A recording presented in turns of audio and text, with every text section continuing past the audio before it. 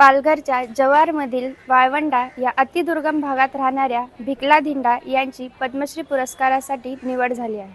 आदिवासी समाजातील तारपा या पारंपरिक वाद्य आणि नृत्याला सातासमुद्रापार पोहोचवणाऱ्या आणि भिकला धिंडा यांना सर्वोच्च पुरस्काराने सन्मानित केलं जाणार आहे. मागील 80 पेक्षाही जास्त वर्षापासून भिकला धिंडा हे तारपा वाद्य वाजवत आहे.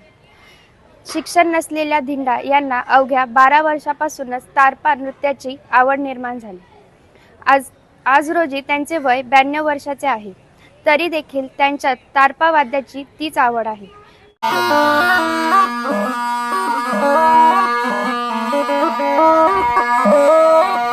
आतापर्यंत त्यांना शेकडो पुरस्कारांनी सन्मानित केलं गेलं आहे. देशातील सर्वोच्च असलेल्या पद्मश्री या पुरस्कारामुळे त्यांच्यासह त्यांच्या कुटुंबियाच्या चेहऱ्यावर मोठा आनंद पाहायला मिळतोय.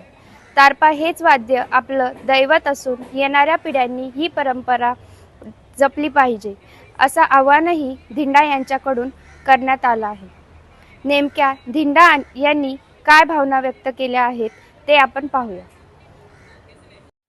चांगला वाटतं. कसा वाटत? चांगला मन समाधानाला. हातात अजून दिला नाही पण मन समाधान झाला.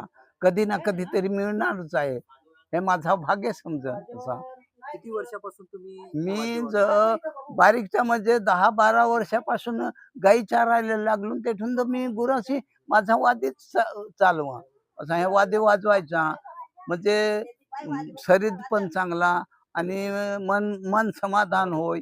त्याच्यात जे काय मी देवाची आराधना करत ते तुम्हाला माहित नाही पडल, पण त्याचा ऐकाय मन समाधान चांगला वाटत.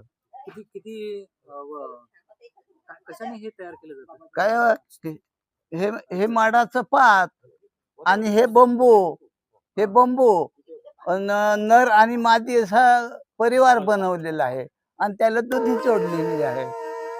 आता तरुण पिढीला तुम्ही काय सांगाल? तरुण पिढीला काय सांगायचं? आता त्याला समजवला पाहिजे, समजला पाहिजे, त्याला कळला पाहिजे ही संस्कृती टिकवायला.